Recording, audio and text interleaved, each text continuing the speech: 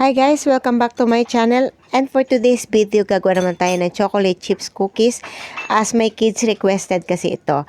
So ito yung gagamitin natin. Meron ako ditong all-purpose flour. And then lalagyan natin ng salt. Lalagyan natin ng baking powder.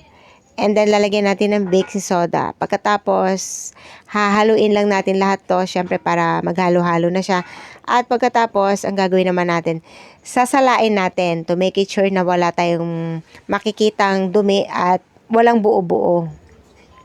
Pagkatapos naman natin dito na tayo. Meron tayo ditong softened butter. Kailangan yung yung na talaga, hindi na malamig, yung malambot na. Pagkatapos, lalagyan na natin ng brown sugar. Pwede kang gumamit dito ng stand mixer or hand mixer.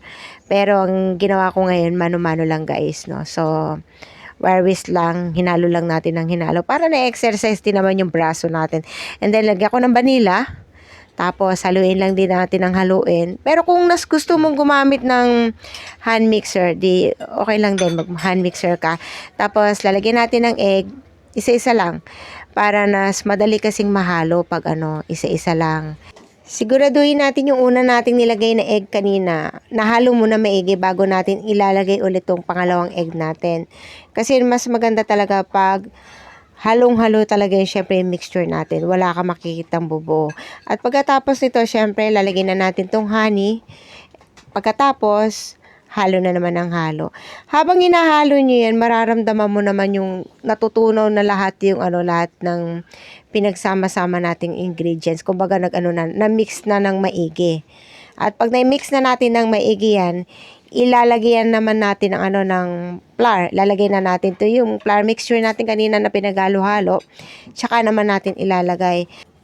Siyempre, ganun pa rin yung proseso natin. Unti-unti pa rin yung paglalagay natin ng flour. Hatiin mo sa sa 4 na part yung flour para masigurado mong mahahalo mo maigi. Kasi pag inilagay mo lahat yung flour mo, ang hirap haluin. Lalo na't dry yung mixture natin. Wala tayong nilagay na liquid, di ba?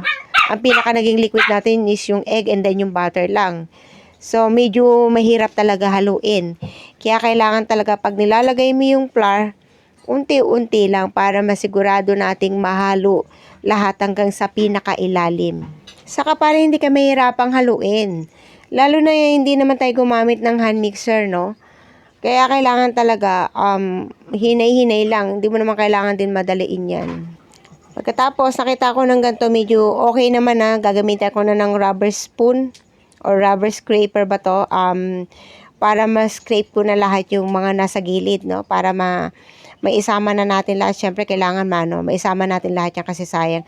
Pagkatapos, ito yung lalagay natin na chips, no? Yung semi-sweet lang. Ayoko kasi ng sobrang tamis na na kahit naman sa anong ginagawa ko no. Hangga't maaari ayoko ng sobrang tamis, no. Kaya lang depende kasi yun sa sa kakain no.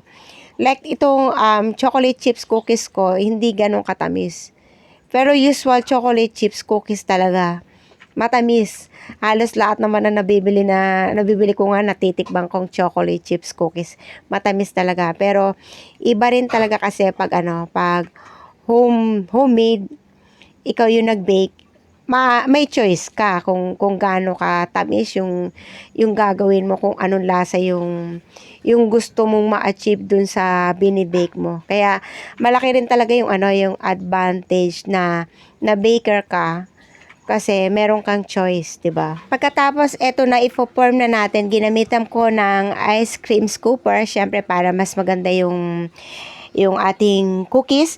At ang gagawin ko dito guys ay i-freezer ko to for overnight o mas maganda for 24 hours or 2 days. So, mas maganda kasi na fini-freezer yung dough. Freezing cookie dough before baking, it helps solidify the fats in the dough, preventing excessive spreading while baking, resulting into the thicker, chewer cookies which is more consistent texture and concentrated flavor.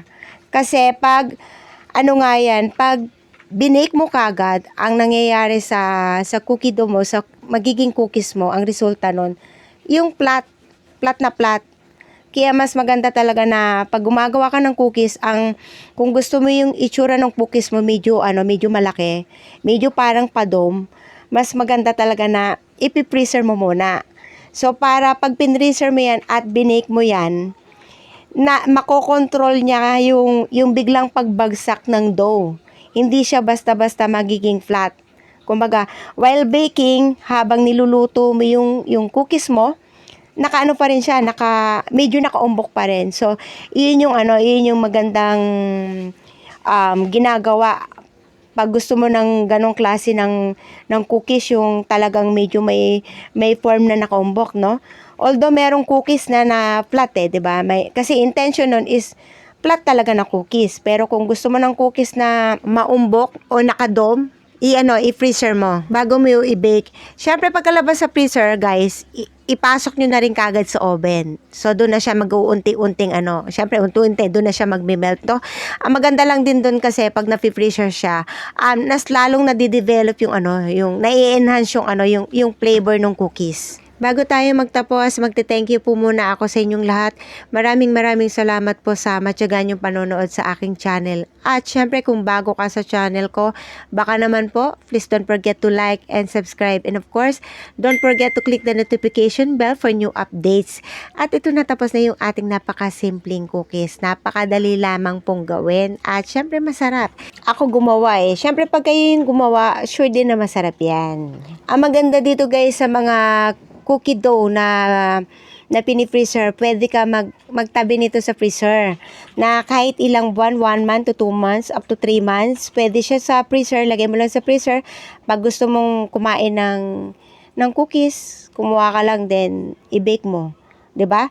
So hindi mo kailangan gumawa. Pwede kang gumawa ng big batch, then lagay mo lang sa freezer. So that's it guys. I hope nag-enjoy kayo sa aking video for today. Thank you for watching. God bless everyone. Diyos mabalos. Have a good day. Bye-bye.